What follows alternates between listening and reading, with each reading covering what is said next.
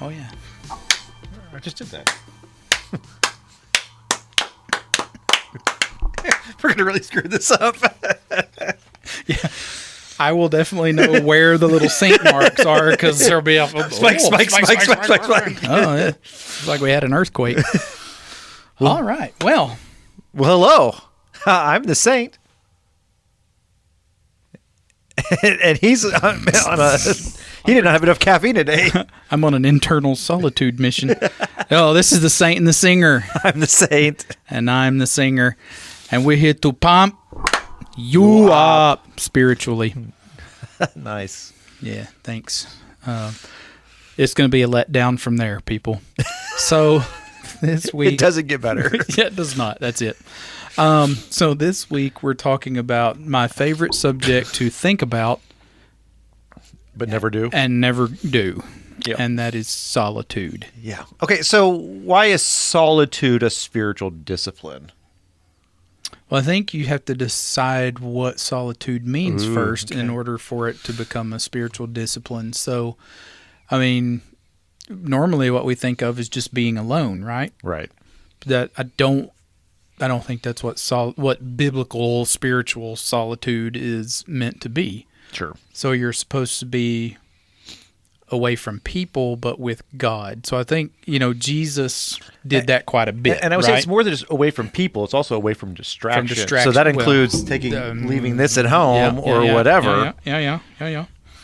Yeah. So, Jesus would do that from time to time. He would go off into the wilderness or into a quiet place. Or the garden. Yeah, quiet place and spend time in prayer with God. So I would say prayer has a part of it, but I almost think you're seeking silence in a way.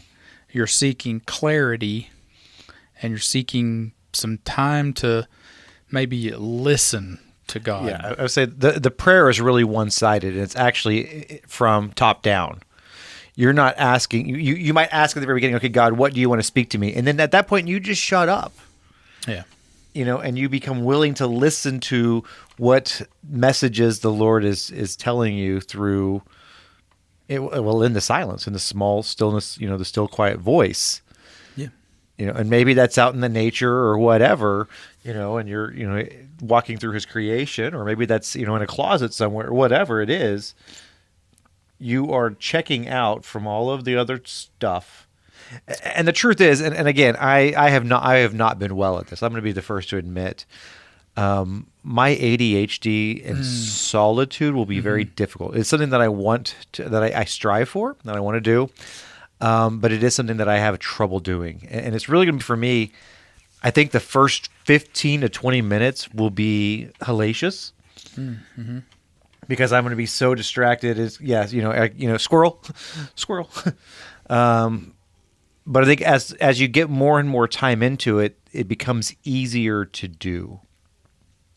Well, and I guess we're still calling these practices, right? So, do we start these similarly to the way we start with fasting? Or Sabbath was a little easier because you do kind of have a sort of a defined time frame. If you want to go by that, you could do something different, but at least you can plan around a 24-hour period roughly, and so you can do that. But like with fasting, I mean, you're not going to start with a 21-day fast unless you're crazy. No, I do like a 12-minute fast. You're going to start with between first 6 breakfast hours, and second breakfast. Right. That 4 hours between first breakfast and second breakfast, and then maybe you skip breakfast, and then maybe you skip breakfast and lunch, and then you work your way into it. Sure. It's like working a muscle. So, with solitude, for me, the goal is to get far enough away from what I'm going to call humanity, and by that I mean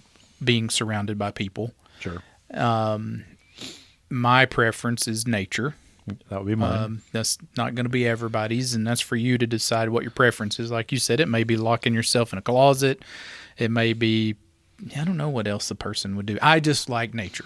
So we're going to talk about this like nature's the only place to go, but Well, it's is how not. Jesus predominantly did it. He was either Right. in the olive groves, he was on the Right. mountain, Right. he was in a garden. Right. He was in places where he could connect with God through creation, away from civilization Yeah. And or the wilderness. I think my standard, and this is not a biblical standard whatsoever. This is just my standard. I think you got to have a minimum of 24 hours at some point. At some point, I think I that don't needs think to that's be where we start. I think that needs to be goal. the goal. I mean, and honestly, John Mark Comer would tell you, even going more than that. He was going to some monasteries where they would have like no talking for 48 hours straight. Yeah. And that was with people around. Yeah, that would be tough. I would, I mean, I commend anyone that can do that. Yeah. And I think again, it's as it goes longer, the easier it gets. It just becomes natural, and sometimes it may even be hard actually to get out of that solitude. Yeah. Well, and I think sometimes it's going to depend on your personality too. Like I was telling, we're talking about some stuff at work a couple of days ago, and I'm probably 5 years into just kind of this little weird self-analysis phase where I'm really trying to figure out what's going on in my own head and why I am the way I am and all this sort of stuff. And I work with the public on a day-to-day basis, and that's very uncomfortable for me as an introvert. So Sure. I spend 8 hours a day doing something that really kind of makes me very uncomfortable. And that results in, by the end of the day, a pretty irritable disposition. Really what I want to do is go home and find some solitude and, kind of recharge that battery, which, is pretty tough at this stage in my life because I have a wife and I have kids at home, and, they deserve my attention as well. And so, you really do in my personal, with my personality, I find it very difficult to find any peace because I lack solitude. So I have a personal plan to have at least 24 hours of solitude one time a month. And then I kind of do already get a week worth of solitude during my annual rutcation, which this year's Deer season. Yeah, is not going to be a full week this time because I've scheduled some things to the point where I don't have enough vacation days. So I'll probably get 4 or 5 days in a row where I will probably more than likely be by myself for the vast majority of that time. Mm-hmm. Now, I have not truly been practicing solitude during that time because I do have this, and I'll usually take a laptop with me sometimes I video my hunts and I do stuff like that. So I've got a bunch of stuff around me.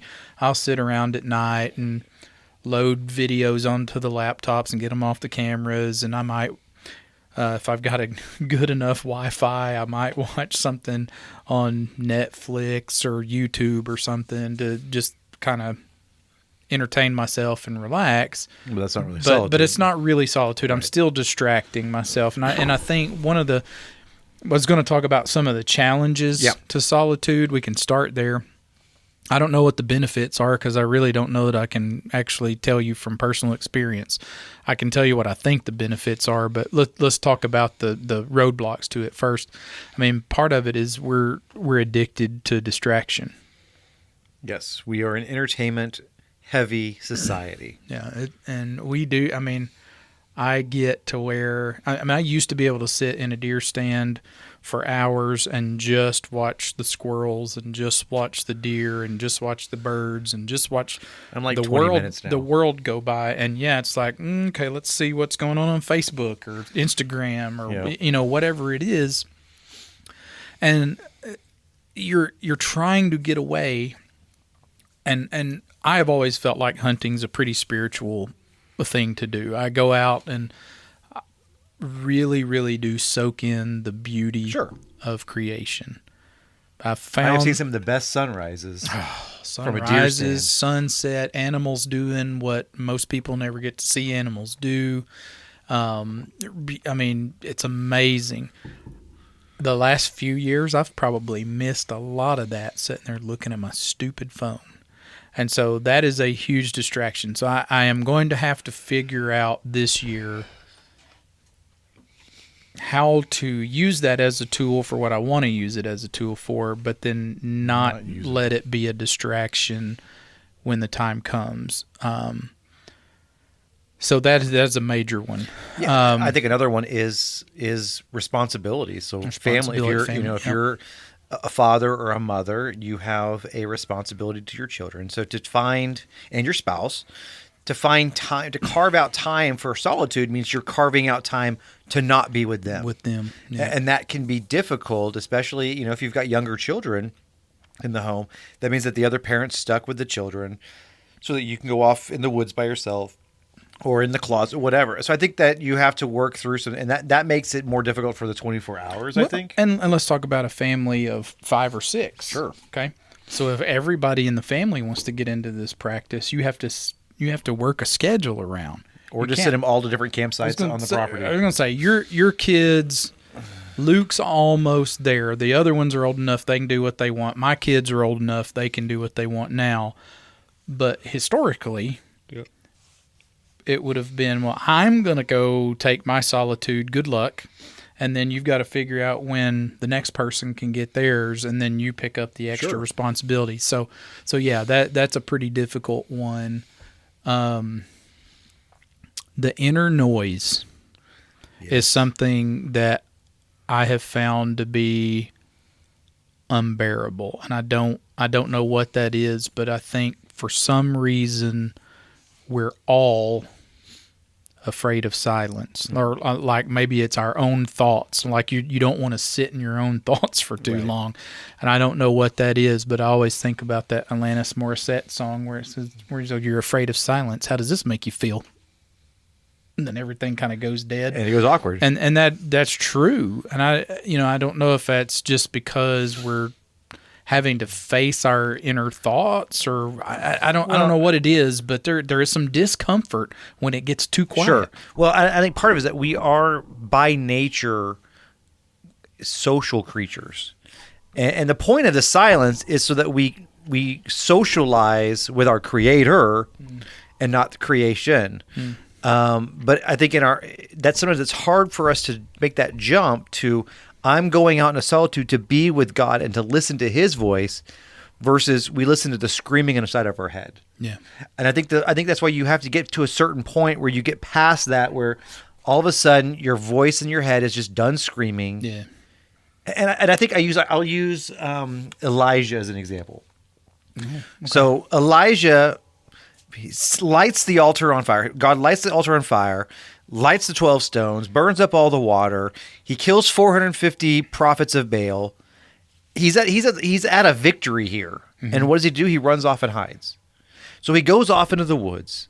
He's off in the wilderness. He's sitting by this brook, and basically while he is there, I think God allows him to be there by himself for a little bit before God goes and spucks. So I don't think God is immediately chasing him there to the wilderness. It leads the impression that he's there for a little while. Mm-hmm. The birds are feeding him and all this stuff. Yeah. And then finally God's like, okay, now what are you doing? Why are you here? Well, God, but and he's like, no, what are you doing? Here's what you're going to do. You're going to go up in the mountain and you're going to wait for me. Mm. He goes up, and so he's had his time to get all of his own head out of his head, and now he's cleared up and ready to listen for God's voice. And so then he goes through the earthquake and the whirlwind and the fire, and he hears the still small voice. And I think that's maybe why I have the goal of 24 hours, because I think if you you get started, the first thing you're going to sit there in the silence and think about is all the stuff you should be doing. Right. Because we're too freaking worried about being busy all the time, and we're too busy all the time. So you're going to be worried about all the stuff you could be doing that you're not doing now, or that you should be doing that you're neglecting for your own selfish pursuits in a way. I mean, that's not what it is, but I'm just talking about our inner, this inner talk we have. Sure. And then you're going to sit around and think about all the things that went wrong at work during the week and all the things that you should have said or you shouldn't have said or didn't. So there is this cleansing. I think there's this cleansing time that needs to take place before you can actually be quiet. So I would agree with that. I don't really know if I know that 24 hours is enough, but I feel like it's probably I think it's a good start. So my plan... And here's the thing. 8 of that, you're going to be sleeping anyways. Yeah. If you're lucky. And eating. 8 of that, I'll be eating. So really, there's only 8 hours of silence. If you're 8 hours eating, 8 hours sleeping, it's fine. Do you talk while you eat? No. There won't be anybody to talk to. I'll be by myself. There's still going to be silence even though you're chewing. It's just... Yeah. Well, and that's the thing. Silence, I don't think, is really necessary. I mean, if you're going to be outside in wilderness, it's not going to be silent. You're going to hear the crickets. You're going to hear... Right. You're going to hear stuff. You're just not going to be distracted by humanity. I mean, really, I think where the point comes down to, at least for a person like myself, is getting away from humanity. Humanity for a person like myself is pretty draining. And I hate that about myself. And I've tried to work out, why that is. And I understand some of why that is. Because he's an introvert. Well, yeah, maybe. But, do you have to stay that way? No, I mean, you can work through some stuff. I think you can work through some stuff. And I think you can be a functional extrovert. The problem is that most of my life I was not. Most of my life I was like, walking in the door, busting through the door, what's up, everybody? And, kind of like... Was that really you, or was that your persona? I mean, I feel like that was really me up until a while. And then for some reason, I just quit liking people. And I mean, I don't like that about myself. I'm not proud of it, but it just is the thing. And part of that's that spirit of fear that maybe I think I've talked about, or anxiety of being taught that strangers are a potential danger to us all and that sort of stuff. But, sure. Worked through a bunch of that stuff. But, to get away from humanity, recharge the batteries, I want to do a 24-hour period a month and a week a year. Yeah. And I alluded to the fact that I have a week a year that I get away from humanity in person, but it's probably time to take that a step up and maybe not turn the phone off. I don't know. Maybe I just keep it in airplane mode so I can do I do enjoy taking videos and taking pictures and stuff while I'm sitting on the deer stand. I mean, being able to snap a picture of that sunrise or that sunset or the animal doing something cool, it is kind of important to me in a way, but not staying plugged into social media. Sure. Not staying plugged into entertainment and listening for Okay, so God question, again. just something to think about. Worship music. If you have worship playing softly in the back, is that okay? Are you still able to manage solitude at that point, or does that become a distraction for you? I think it depends. Yeah. I mean, I think for some people that's going to be good. Some people it may not be, but I don't have a problem with that idea. I mean, I think there's a lot to be gained from good worship music. It could actually, I sat in the woods and cried the first time I listened to Gratitude. Mm-hmm. So, that can also be a big part of it. Sure. If that's what you need. I think part of what you need to do is kind of understand your personality and what you're trying to do and what your distractions are going to be. And if it becomes a distraction, then you don't do it. Right. Could you listen to a podcast about, for example, the podcast we've been listening to regarding the spiritual practices? Could you take a 24-hour, not all 24 hours, but could you take the time 6 hours to listen to that? I think you could. Sure. But I think it also has potential to become A distraction. a distraction. I know that we're big. I don't know, fans maybe the wrong word, but we like John Mark We're Comer's. fanboys. We are. I like his position on this sort of stuff. He does not take books and stuff with him anymore because he found himself reading to distract himself from the isolation Right. and from the other stuff. So I think it kind of becomes the idea of knowing oneself and knowing what could be a distraction and what won't be. Here's a distraction. When you mentioned that we are fans of John Mark Comer, my first thought was we're like the Swifties or we're Comies. I can be a Comey, We're a Comey. except for the political kind, because there was a Comey. Well, that I yeah, didn't really okay, care yeah. for. We're Commies. We're Comey homies. How about that? Comey homies. So, John Mark, if you're listening to this, that'd be funny if you were. It'd be more like Comer Homer. Yeah, but we'll stick with Comey homies. I like that one. Comey homies. Okay. Sorry. We'll come back to that. Yeah, sorry. That can be edited out. So what's your plan? What are your thoughts? Well, if you had nothing else to think about, no other like responsibilities, whatever. What do you think your plan should be? So my for that? plan actually, and I've already kind of set this up a little bit with my wife, and we haven't been able to enact it yet because life has not allowed us. But to take like a Thursday night. I live on a farm. I have plenty of acreage and woods, and there's a spot not even too far from the house. It's probably about 100 yards from my house, across the road, in the middle of a field. There's a little patch of woods, and I can go back up in there, and I've got a little clearing there. I set up a little spot for a fire pit. I run a hammock, and I've got a little tent for my hammock. And I just take a Bible with me, and I mean, if I take my phone, it's not going to be to play on. It's going to be listening to, like let's say maybe some soft worship music, and I'm just going to be there, and some of it's going to be laying in the hammock and just kind of like, okay, God, I'm here, and I'm listening, as soon as I'll be in the Word, but it's going to be without me really saying anything. And that brings up a great point. You don't have to live on a farm. You can do that in your backyard. Sure, you absolutely. You got 2 trees in your backyard. You could be doing that. Absolutely. Or, and that does remind me, we used to do a youth retreat back when my youth kids were not adults having children. And in that Christmas retreat, we would have what we called tag time, which was time alone with God. And you'd have 60 kids up there.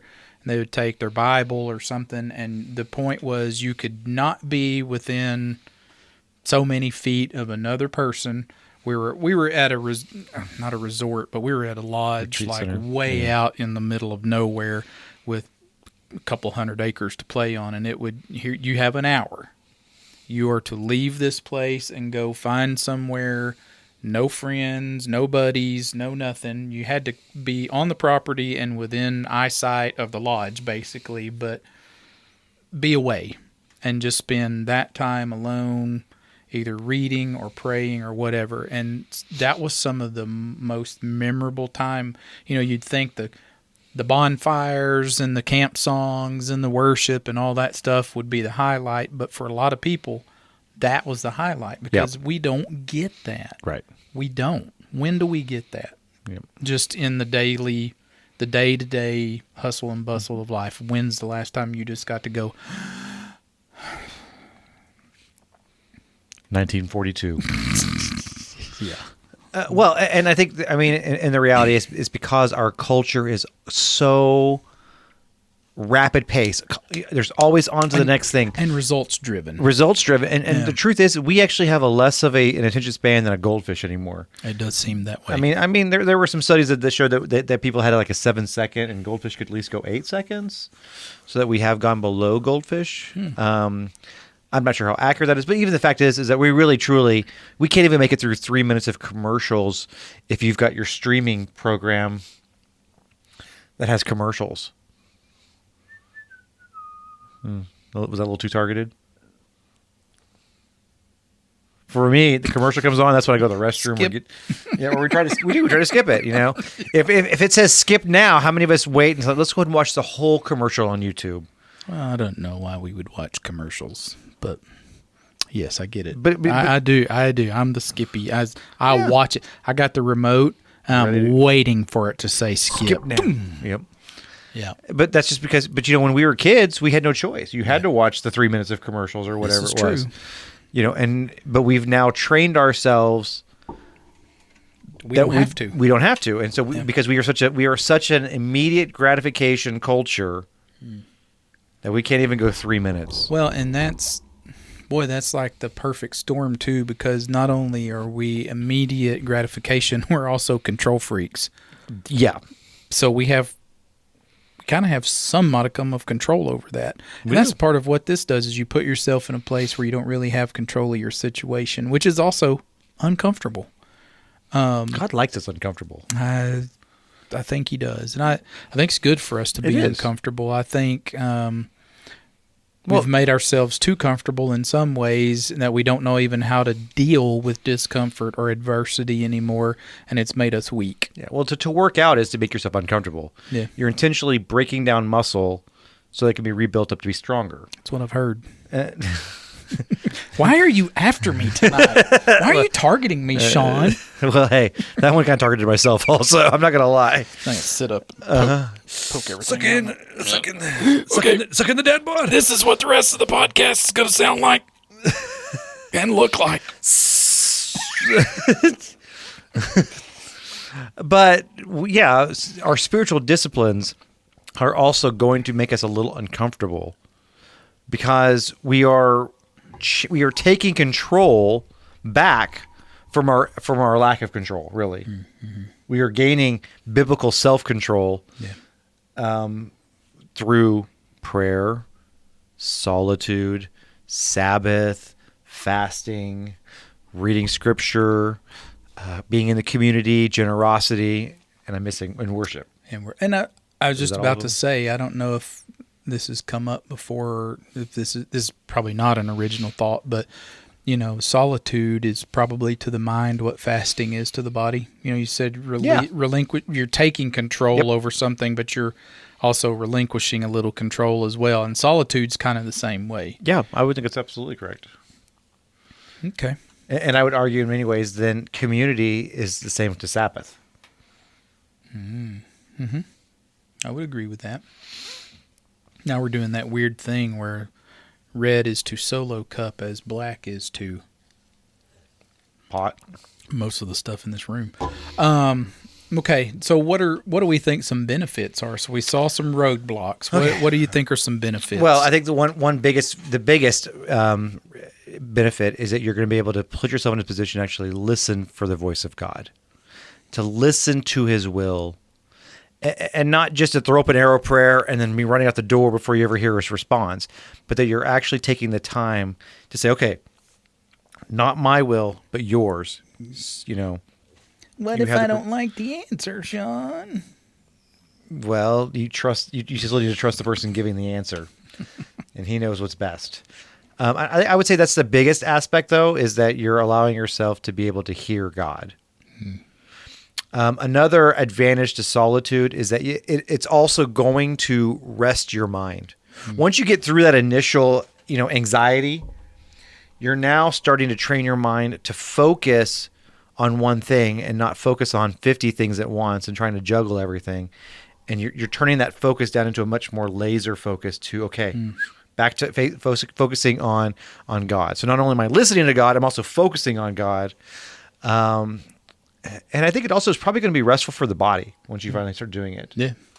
Yeah. Well, I'm kind of finding some parallels now to fasting, so we're just going to keep on that deal. So this is, I don't know how many months I've started doing it now, and I've noticed the last couple of weeks I really don't think about it anymore on Wednesdays. I'm just doing it right now. I'm just doing it on Wednesdays. I tried to do it Wednesdays and Fridays, and I don't know if my body's just not ready for that to be that close together because I just don't seem to be able to get through a Friday. Yeah. But Wednesdays, like today, I didn't really even notice it until, 5:30, 6 o'clock. And I was like, okay, yeah, it's. Get the munchies. It's time, and I'm not saying I didn't notice that I was hungry, at 1 o'clock or 3 o'clock, but it didn't take any of my processing capacity out for the day. It was just like, oh yeah. And I looked at what time it was and like, I can handle this, and then just went on back to work. So I feel like if we could get into a rhythm with all, I mean, they're called practices for a reason, right? Sure. If you get into a rhythm, I think you can get into a place where maybe the isolation starts to not bother you. It's going to bother you. And you start craving it, actually. And you, right. And I'm one of those persons who does crave it, but then when I get there, I go like, what am I going to do now? You know, and that is part of that. Yeah. That's part of that, I guess, social conditioning that we've kind of allowed ourselves into. But, okay. I think there's one more other advantage to solitude, and I this just popped into my head. When we're in solitude, it's going to make us appreciate being in community all the much more. Okay. When I'm by myself, I'm going to value and cherish when I'm in relationship with others more. I can see that.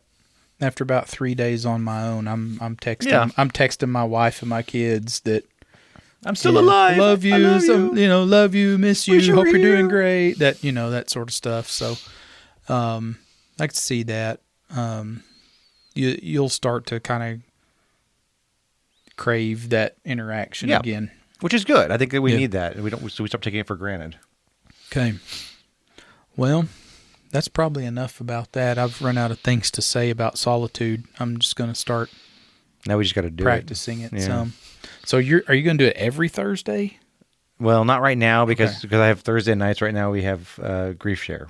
Oh, okay. So I've got to figure out another time to do it. My goal was to do it once a month. Once a month, starting out on a Thursday. Well, maybe you and I should talk, and we'll do it at the same time, so that way we can text each other. Keep it. We'll text. Hey, how's your solitude going? I'm 30 minutes in. How are you doing? I heard a squirrel. I talked to the squirrel. The squirrel talked back. The squirrel said some really bad things about you. I don't know how he knows you, but we're gonna have to talk. Yeah. Okay, we'll talk about that. Yes, we'll talk about that. We'll schedule that. That way we can kind of be accountable to each other. But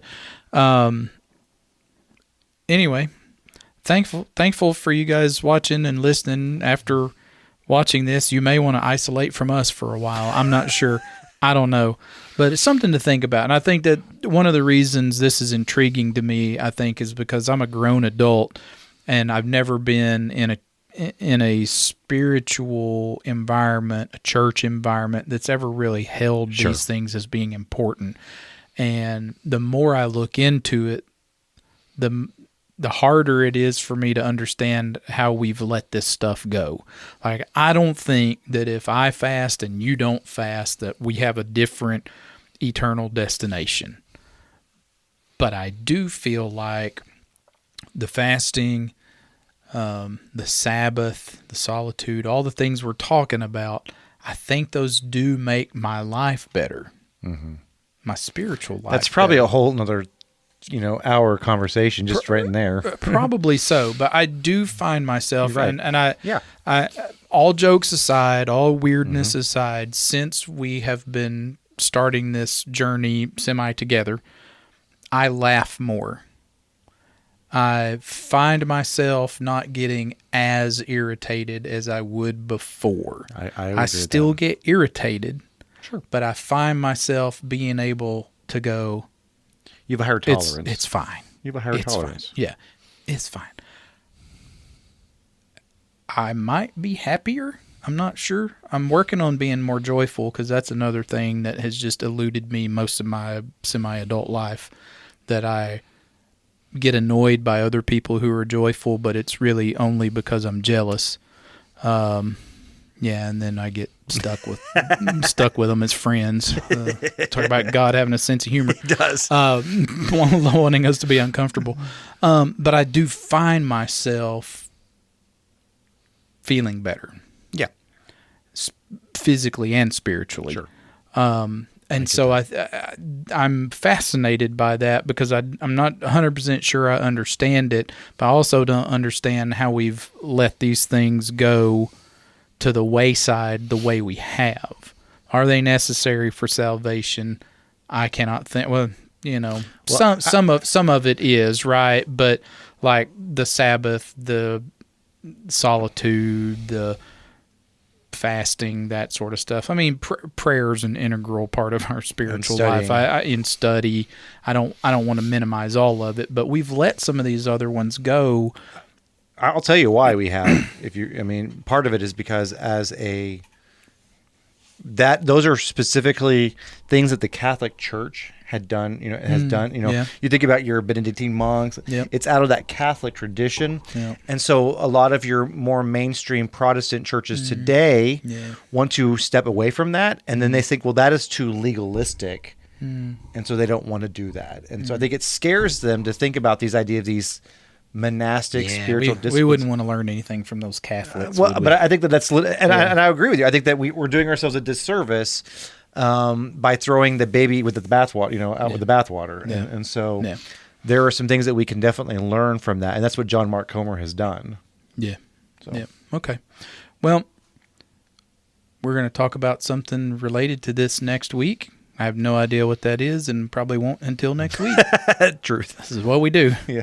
We fly by the seat of the old pants most of the time. But if you guys are watching this and you can think of some benefits or some ideas about better ways to do solitude and isolation, man, throw those in the comments on the video or whatever, because I am looking for ideas. I mean, I don't think I'm going to get to go camping 24 hours every month and then go camping for a week every year. I'm going to have to find some more creative ways to do some stuff. So if you guys have some ideas, man, throw them up there. I'm ready to do something. Yep. Thank you guys for watching / listening / tolerating us. This has been the Saint and the Singer. I'm the Saint. I'm the Singer. We'll see you next time. See ya.